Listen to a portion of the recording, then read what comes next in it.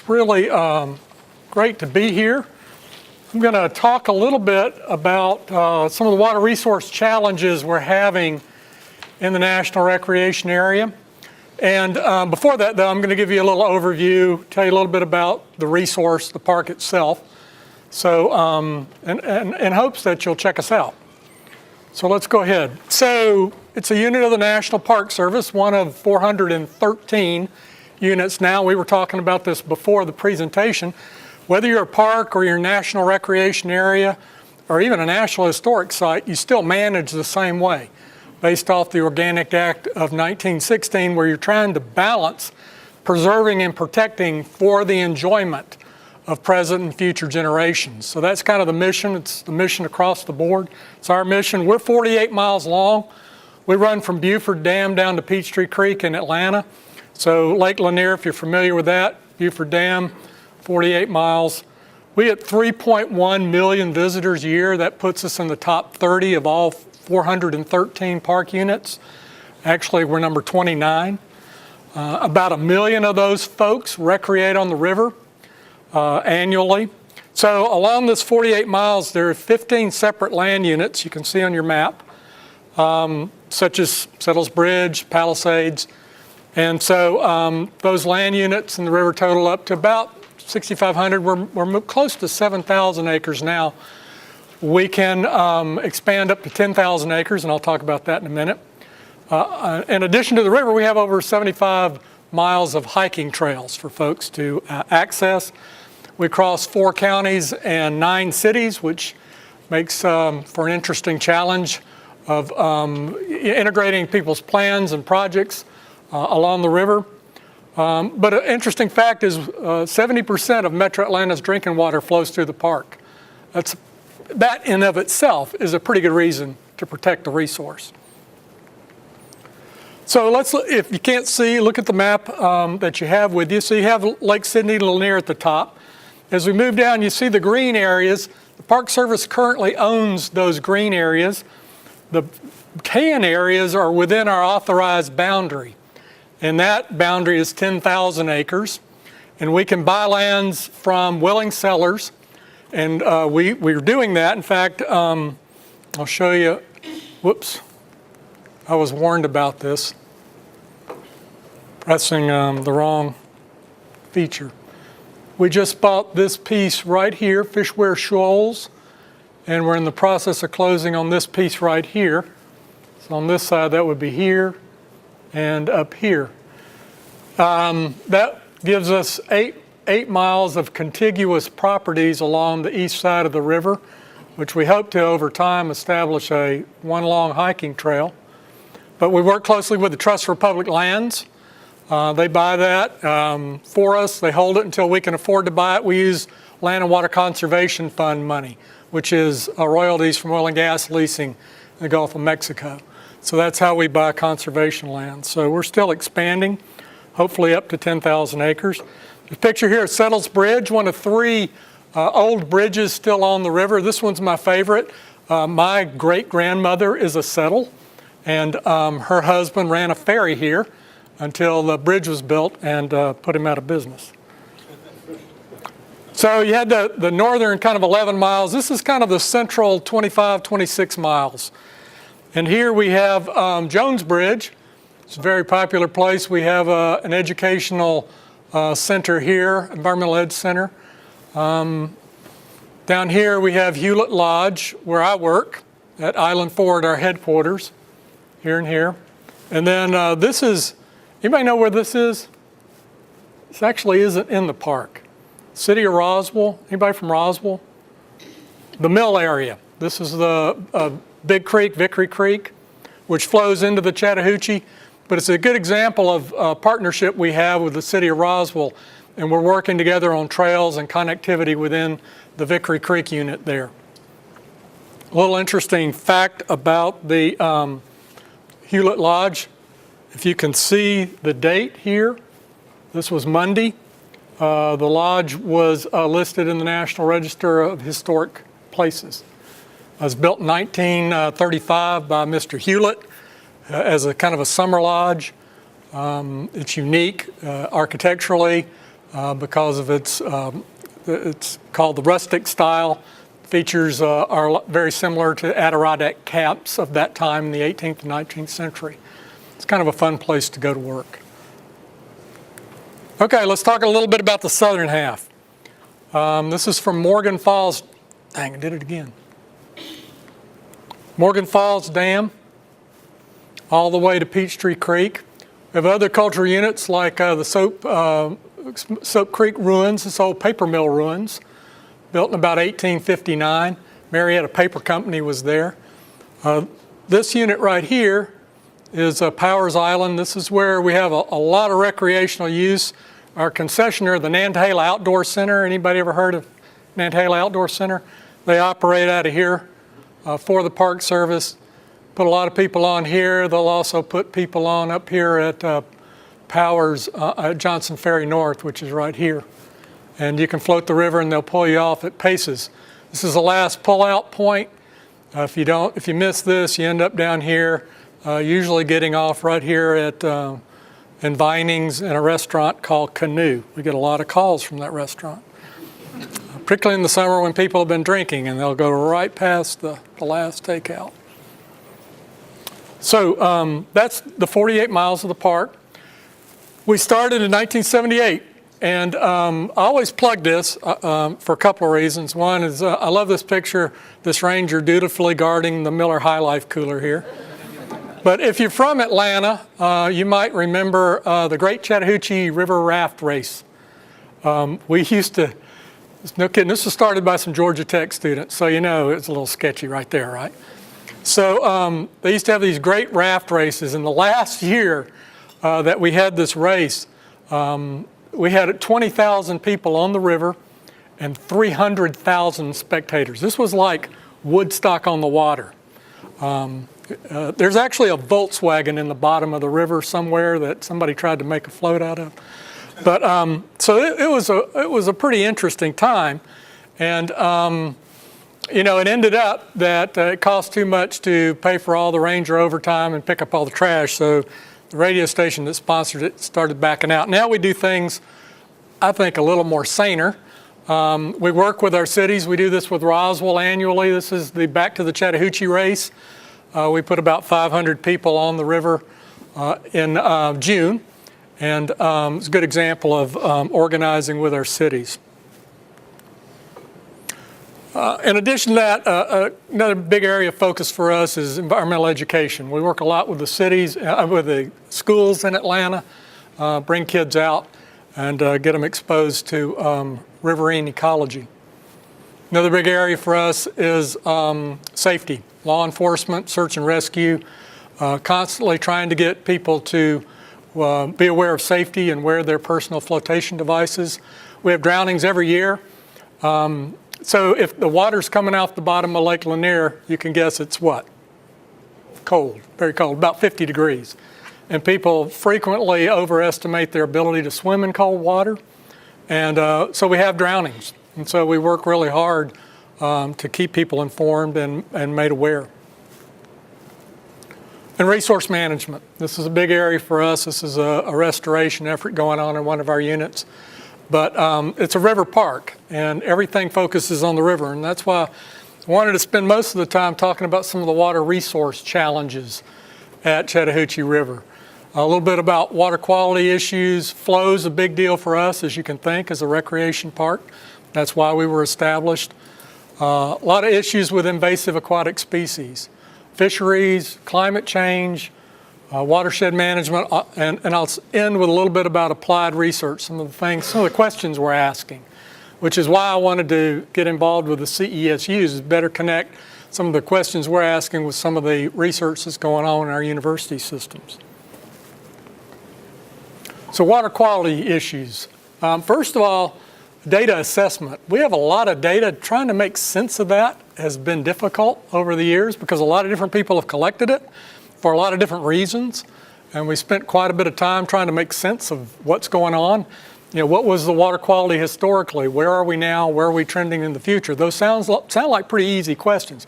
Got to tell you, they're hard to answer. We'll talk a little bit about sediment loading, pathogen contamination.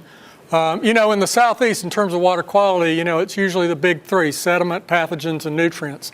We don't have a huge nutrient problem, but we do occasionally have a low dissolved oxygen issue up by the dam in the summer. So I put this in here because I thought it was really interesting. This is some historic data on monitoring fecal coliforms. You can see this is number colonies per 100 mil.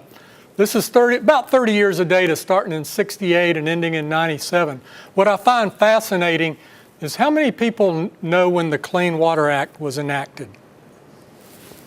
What year? 1972. Yes, exactly, 1972. So this is 72 here when it was enacted. And it took about 5 years to kind of ramp up the permitting of the discharge of facilities like wastewater treatment plants. But you can see this is an exponential drop after all that took place from about 1 million colonies per 100 to about 10,000. Now, that's still a lot, granted. We'll talk about some of that, why. But I always thought this was fascinating. If you don't think environmental laws matter, they really do. And we've been trending down, and I'll talk a little bit about that too. We've kind of plateaued a little bit with fecal coliforms and over the last 15 years, and there's some reasons for that. And that primary reason is we've controlled the point sources. Now it's the non-point sources, and that's a little more difficult to get a handle on. So sediment, this is at Big Creek, also known as Vickery Creek. This is at the dock. Can you see the discoloration there? We'll look at it from this angle. This is looking north. This is Big Creek here. This is the main stem of the Chattahoochee. Big Creek's a large watershed. It goes all the way up into Forsyth County. So we get a huge sediment load coming out of our tributaries, and we'll talk about why in a minute. The other big problem is sanitary sewer overflows, SSOs, which in theory are regulated. They should not be happening. This happened in April of 2014. In Fulton County, we had 19 sanitary sewer overflows along the Chattahoochee. This is, let's see, if you're familiar with the area, I'm trying to think, this is Roberts Drive. It's right near where 400 crosses. This is what it looks like. We call it the fecal fountain. It's nasty because this is what it looks like when the water goes away. And it smells, as you can imagine. And the trail goes right by here. So we've worked hard with EPD, Fulton County, EPA, trying to move through a consent agreement, a legal enforcement action with the county to try to manage and get rid of these things. We still have them occasionally, but hopefully not 19 at one time anymore. Let's see here. Kind of stuck. Use the mouse to click back on the PowerPoint. There you go. Thank you.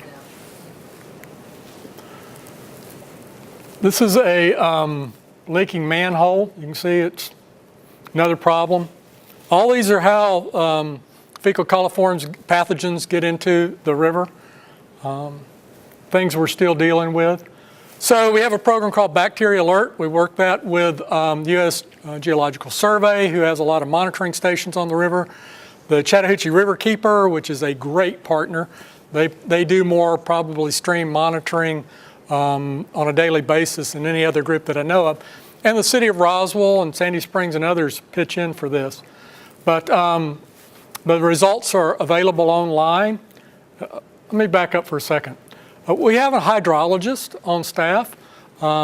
This isn't a picture of her, but she looks a lot like this. She came out of this school, out of the Warnell School. Her area was soil and water resources. Was an NRCS conservationist for a while, went to Florida and got a master's, and we were able to hire her. And it's been a great hire. So, so all this data is available real time online. And you can see here, you get a little green if it's good. Anybody know what the standard is in Georgia for pathogen contamination? What the number is?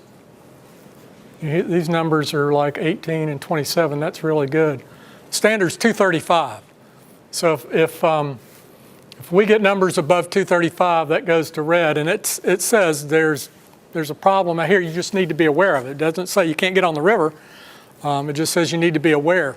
Your chances go up above that of getting gastrointestinal problems if you stick your head in the water and drink it or have an open wound or something like that. But for the most part of the time, the water quality is fine. If it rains and it looks brown and muddy, that's when we have these high pathogen counts. So we try to get people aware of two things when they get in the river. What's the pathogen contamination look like? And what's the flow? Flow's a big deal on our river. We're going to talk a little bit about, the goal historically has been trying to meet the 750 CFS requirement at Peachtree Creek. It's no longer a requirement. I'll talk about that. Our water is released from Buford Dam by the Corps primarily for hydro power generation, particularly in the summer.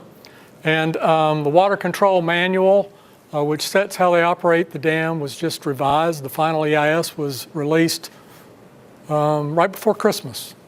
Comments were due, the final EIS comments I think are due at the end of this month. So this is USGS gauge data up at Buford Dam.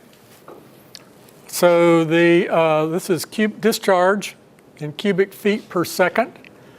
So we're jumping from, kind of a standard of a little over between 500 and 1,000, and we're ramping up to 10,000 CFS. And we're doing this kind of like every couple of days, right? So what would you guess going on here? What? Generating electricity. That's exactly what they're doing. They're generating electricity. A lot of people say this is peak power demand. It actually doesn't correlate to like warm parts of the day.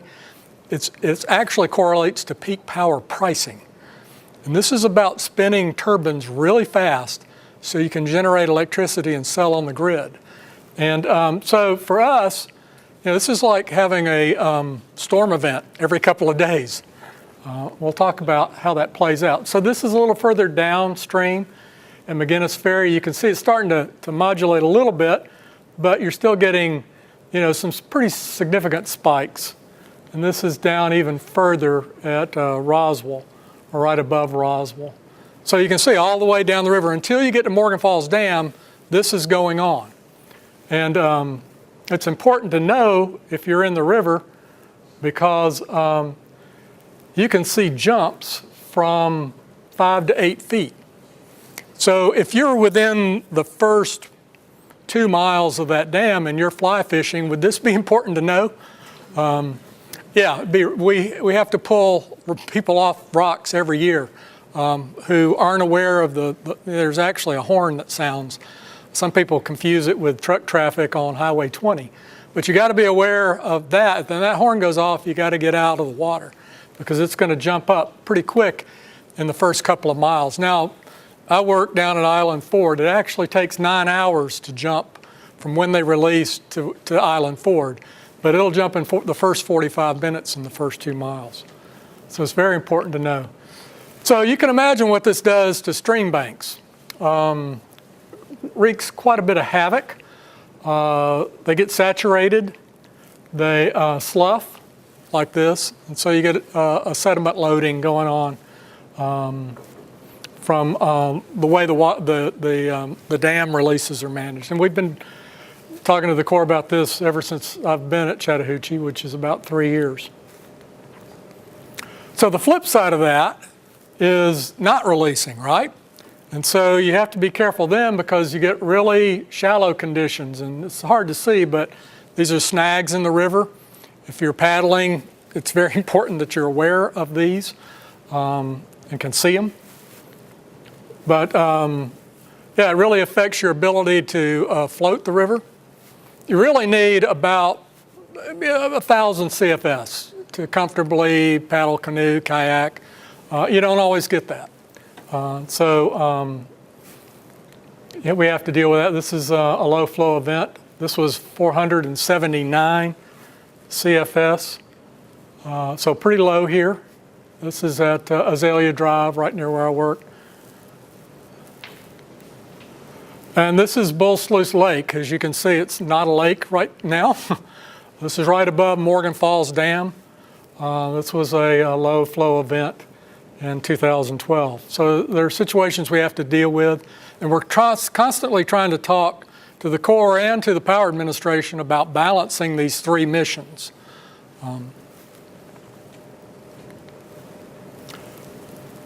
Another issue we deal quite a bit with is invasive aquatic species. There are 33 non-native aquatic and wetland species in the recreation area. 9 of these are abundant. This is the Asian rice eel. We started picking up rice eels about 2000 in the back marshes. They're established in areas immediately adjacent to the recreation area. Anybody want to take a guess where they come from? I don't mean Asia, but how'd they get here?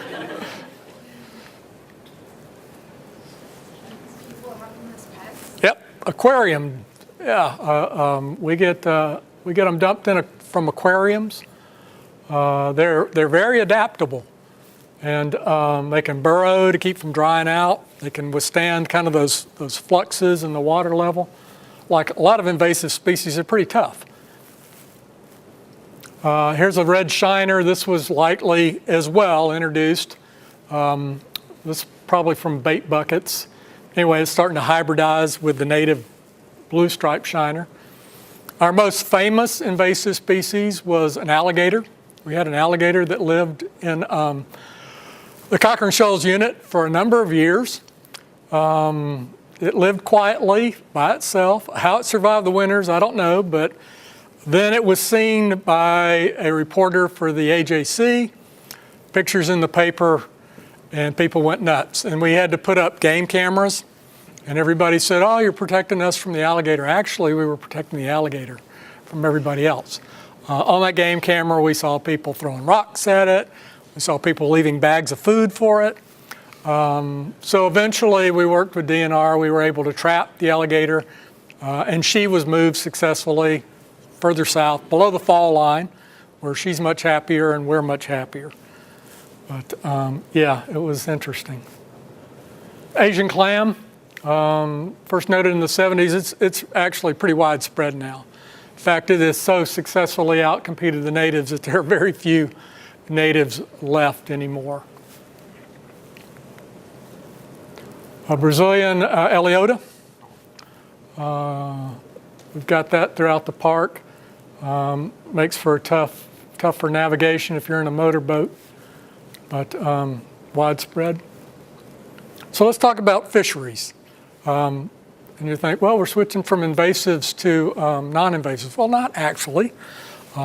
We have trout, right? Would trout normally be in a river this far south? No. We are the southeasternmost trout stream because that water's 50 degrees and coming off the bottom of Lake Lanier. There are only 3 cities with a trout stream that flow through the middle of them, and the other 2 aren't even in the U.S. But these are rainbows. They're stocked by DNR. Big fishery for rainbows. But this is a brown. They quit stocking browns about 16 years ago. The last 2 state record browns were caught in the park. Anybody want to guess how big they were? Over 20 pounds each. So big fishery, big trout fishery. So here's a native, the shoal bass. This is a 22-inch shoal bass, so they're pretty good size. They typically can be found south of Morgan Falls Dam, where the water's a little warmer, and the mouth of Big Creek. This was their historic range. But they're important to us because they were the native species. And we try to monitor where they are. This is a group that's doing electroshocking. So there's still fun jobs to have in the Park Service. They're tagging these fish, and this is a group from Oklahoma State University working with the CESU out there.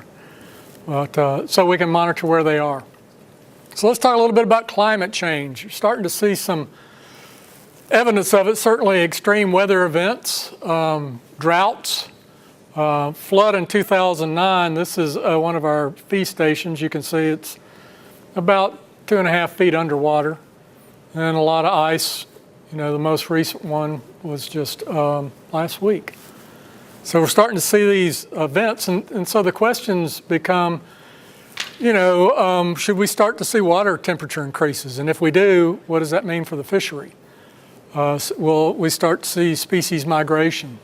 And then what do you do about it? What's the mitigation?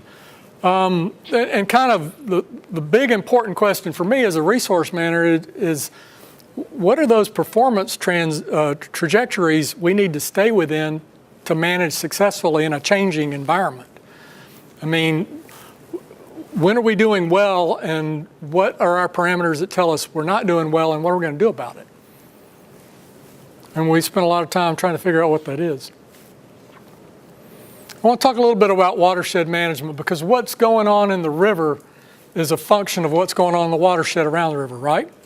So when I talk about watershed management, I want to make sure we're on the same page. I'm talking about the process of kind of going through inventory and assessing what's going on in the watershed, doing problem identification, you know, setting your targets, what you want to achieve, developing a plan of action, going out and getting the money and putting things on the ground, whether it's BMPs or whatever, and then monitoring and evaluating the progress and feeding that back in to the inventory and assessment phase. And it's not this clean cut. It's not iterative. It's kind of a lot of these things are going on at the same time.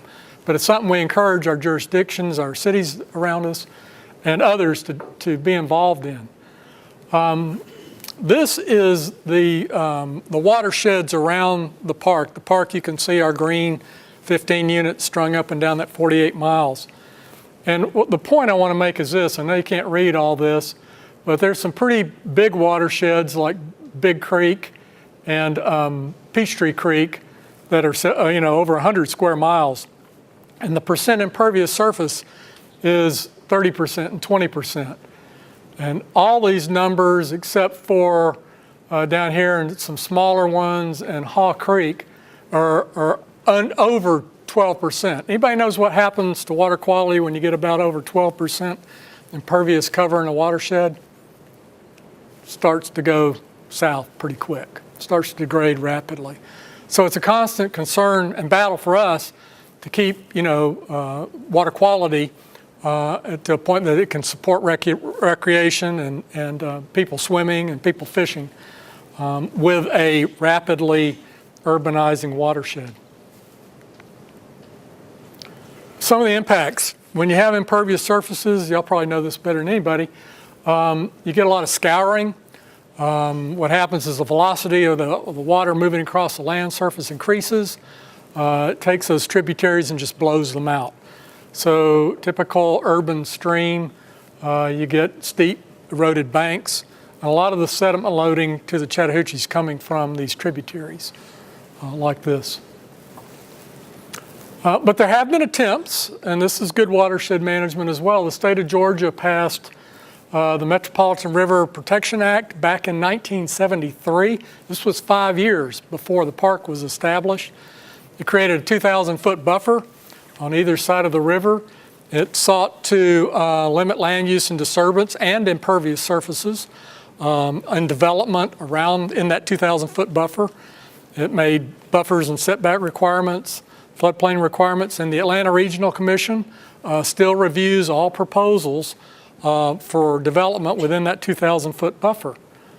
And they make recommendations to local jurisdictions about you know, how that development should fit into the natural contours, keeping a 50-foot no disturb buffer, smart growth techniques, all these kind of things.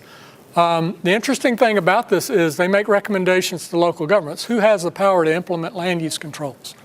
Local governments. So the question is, how effective has MARPA been over time? And it's one of the research questions that we've been posing that would be interesting to ask. Who's actually considered these recommendations and adopted them?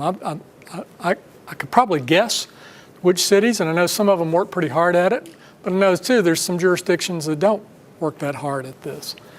But in that big balancing act where you're taking a rapidly developing watershed, a lot of impervious surface, and you have these kind of controls,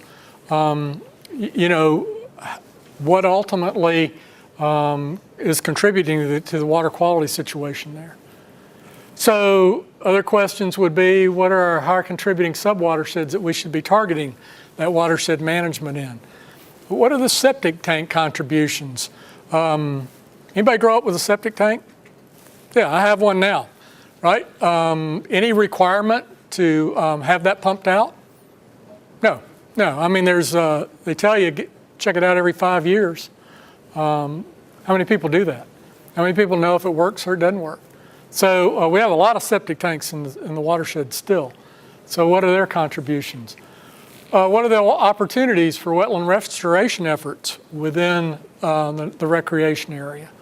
We have about 2,500 acres of wetlands in the park, and we've been talking about wetland restoration efforts, even talking about mitigation banking, if you're familiar with that, maybe establishing that within the park. To what degree are the dam operations affecting the sediment load? We think it is. We have anecdotal evidence that it is. But to get people to take action, you need data to back that up. So we need to get a better handle on that. Can we achieve an ecologically and recreationally sustainable flow within the park? I'd like to think that we can look at the natural flow regime, and we know this isn't a natural system, right? But can we look at that natural flow regime and at least use that as a guide and kind of mimic that and better understanding it? It's interesting, in the water control manual that the final EIS is out on, the Corps is going to be dropping that target of 750 CFS to 650 in the winter. November to April, and it's a long story, but ultimately it's about making sure there's enough water for Atlanta in Lake Lanier. So the question in my mind is there any scientific basis for that? I mean, does that make sense? I don't know. Maybe in the natural hydrologic regime, it should be less in the winter. But my point is, where's the science to back that up? And let's talk about that. So that's a great question. Then how do we effectively manage and mitigate for climate change impacts? I always end with these 2 points, particularly when I talk to municipalities, because this tends to get their attention. Last year, we had a total visitor spending of over $133 million. That's people renting canoes, buying fishing license, buying gas, buying picnic. That's that 3.1 million people spending money. That supported over 2,000 jobs. The guy that was holding that brown trout is a fishing guide. His name's Chris Scally. Chris makes his living doing nothing but guiding fishing on the Chattahoochee River. So it supports jobs like that. We have about a dozen commercial operators. They do everything from renting tubes to kayaks. We have the one concessioner, which operates in the park, Anthala Outdoor Center. So it's kind of a recreation economy, and in some ways it's a business. Well, always for comparison, I say, well, look, the Atlanta Braves, this is 2013, their visitor spending was about $100 million. And given the way they've played the last 2 seasons, I would argue that gap's probably widened a little bit between us and the Braves, supporting 1,600, a little over 1,600 jobs. My point is, you see what we'll do for the Braves, right? We'll move them to Cobb County. We'll spend an inordinate amount of money on infrastructure. My point is, we have an investment worth protecting in the Chattahoochee River. And all those in the watershed, all those working with us as partners need to be aware of that. It's an incredible resource. The people that really got it started it was a small group of concerned citizens. They're called the Friends of the River, and some of them are still around, and they're getting on up there now. Some of them still like to manage the park, tell me how to manage, that's fine. But the thing about it is, this group had the foresight to see what was going on in Atlanta in the 70s, and they said, if something isn't done to protect this river corridor, it's going to be development all the way up to the dam. And so they got busy, and they worked hard. They worked with the Sierra Club, the Bureau of Outdoor Recreation at that time, and some other groups. And they got a congressman named Andrew Young. Anybody ever heard of Andrew Young? He was our ambassador to introduce this bill into Congress, and then a president named Jimmy Carter signed it into law in 78. All that to say, this park, just like hundreds of other parks, were established because people cared. And it's really kind of a call to civic engagement. And I got to tell you, maintaining the resource is going to be a function of people being engaged as well. So with that, I will stop and answer any questions you might have.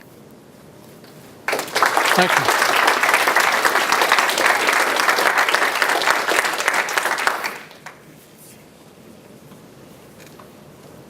Oh, y'all aren't going to let me off that easy. Yes? You got a figure towards the middle that shows how much impervious surface is Yeah. in each of your watersheds. It says 2011. Where did you come up with those figures from, or where did you get it? That was our hydrologist that came up with those figures. You know what she did? No, but I can find out where exactly they came from. Yeah.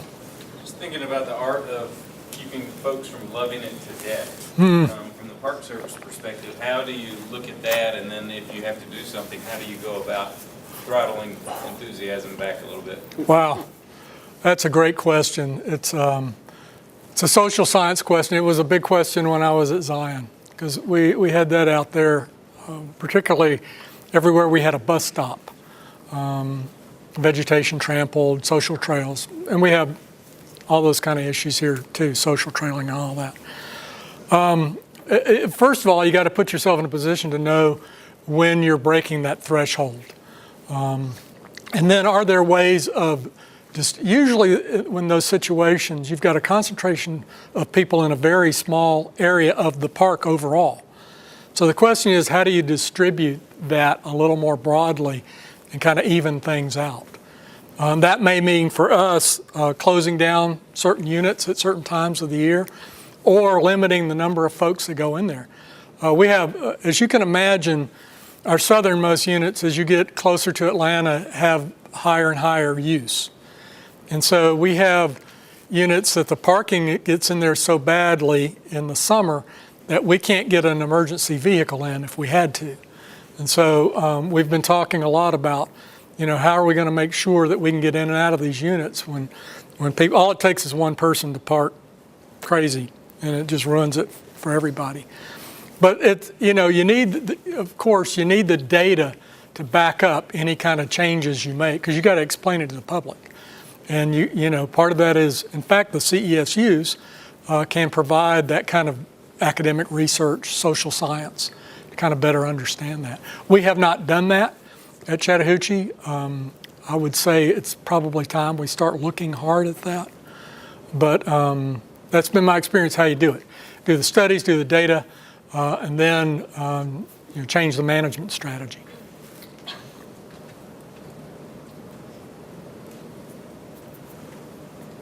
Yeah.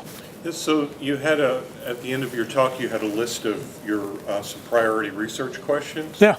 If somebody here was interested in working on some of those, is there a way that they could work with you to kind of get that started? Yeah, there is. Part of what I've been finding out working with the CESUs is a lot of this is about networking and who you know. And so now you know me, And so you can call me, and our Chief of Planning and Resource Management is a woman named Deanna Greco. And what we basically do is, we have questions. If you say, I've got the ability to answer some of those questions, we sit down and talk about, putting a project together, a project proposal, figure out how to fund it, which is always, challenging, but, we try to make sure we're spending money on research as well. Because again, in the public sector, you can't go around making indiscriminate changes kind of based on what you like and think and feel, because people will challenge you. So you always try to have the data to back up what you're doing. So yeah, if there's an area in there, if y'all know Lori Fowler over at the River Basin Center, I've been trying to get her to bite on that is MARPA effective question for a couple of years. Lori and I go way back to when I was with EPA. But yeah, so it's about connecting. Yeah. So I'm sure maintaining the integrity of the river has a lot to do with the landowners that Yep. surround it. Yeah. Do you have a lot of, is there any sort of outreach or connection that y'all have with the landowners that are directly adjacent to the river? Or how do you guys communicate with them? Yeah, it's a great question. Right now, we communicate when they come in and ask and say, I got a problem, or I'm thinking about, which they sometimes do. We've been talking about a dock plan and a riverbank stabilization strategy, because what happens, as you can imagine, a lot of in the 48 miles, we own both sides of the river, and it's really pristine and really nice. Some places we don't, and it's private ownership. And so when somebody starts to get stream bank erosion, they say, well, how do I deal with this? So they go out and get riprap, and they harden their bank. So what does that do? Just pushes the problem on further down, right? Because the energy is going somewhere, and somebody else has the problem. So if they come in, because we don't, if we're not working with people like the Riverkeeper and Sandy Springs Conservancy, and we have our own friends group called the Chattahoochee Parks Conservancy, who help us get that word out. We don't have the personnel ourselves to kind of do that. But it's about getting that word out, getting it out to the municipalities as well. Technically, you're supposed to have that 50-foot no cut. But it's kind of hard to tell a private landowner you can't cut that 50 feet when the whole reason they bought it was for the view, right? So it's sometimes they'll come in and say, I want to build a dock. I know I got to get a permit, because if you're in the bed or the bank or the high water, mean high water mark, you're supposed to get a permit from us. And some people will actually come in and say, help me do this in a way that I can get a permit for, and that's a good thing. And then sometimes we just are floating the river and you see and you think, I didn't see that last time I was here. Where'd that come from? And so we need a strategy, though, for dealing with that, because it's awful difficult to kind of deal with it in retrospect. It's hard to go tell somebody to tear something down. But outreach is, that's a huge area. I wish we had more people to focus on. I jokingly said we really need a community outreach person on staff here, but as typical, we have a priority of staffing needs, and that's on there. It's just not the top 2 or 3. Yeah. As Atlanta grows, has Lake Lanier been dropping a lot? Like, is there a trend? As Atlanta grows, what? Has there been a trend in the level of Lake Lanier? Oh, Lake Lanier. You'd have to ask the Lake Lanier Association. They watch that group of folks up there watch that lake like a hawk. I don't think it's been dropping. What they've been trying to do, of course, is make sure they have enough water for Atlanta. That's really the bottom line. And so I know we've been in a drought situation for the last few months. They've been holding water. We've been getting 650 CFS at Peachtree Creek because that's what they do in a drought situation. They hold more water. I don't think the lake goes up and down, as we all know, in drought situations. But they're going to make sure they have enough water to take care of the drinking water needs in Atlanta. But I don't know, I mean, trend-wise, data-wise, I don't know if it's been more trending down or what. Can you put up one of those first slides about the water level ramping? Yeah. Well, let me do it this way.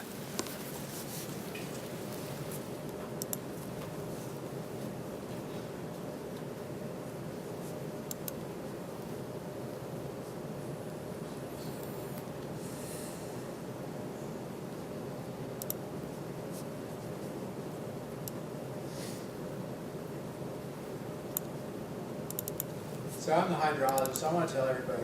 So this thing is actually no longer a river. It's a linear aquatic feature that's scenic and has river-like characteristics. That hydrograph is so unnatural, you can't call this a river. It's like calling an ATM machine a bank teller. Just so you guys know, that's not a river. Fortunately, this doesn't go on year-round. This is primarily a summer feature. But yeah, it's pretty unnatural. Like I said, it's like having a extreme storm event every other day in the summer. I wondered how long it would take Dr. It keeps things interesting on the river. Yeah. So, coming on to that fact that it is a linear system, not a river, or an ATM, not a bank teller, I was wondering, how do you see the future of this space? Yeah.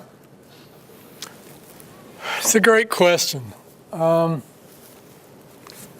In some ways, some days I'm amazed it's what it is today. You know what I mean? Given where we've been, given the development of Atlanta. I could take you on this river and there are places you'd swear you're in North Carolina. I mean, it's just gorgeous. And the fishery and all that. And I look at all the water quality data and I look at the fact that of the 297 miles of tributaries in the watershed, 87% of those miles are impaired, or listed as impaired by the state of Georgia. And I say, how in the world is this as good as it is? And part of that answer is people still care.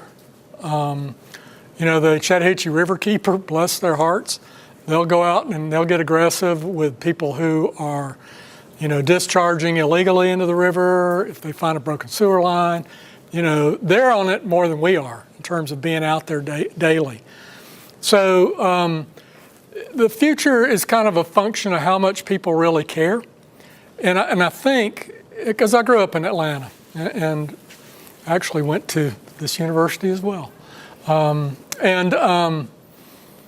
I left for 20 years. It was funny, when I left, there were about 1.5 million people in Atlanta. When I came back, there were about 3.5 million.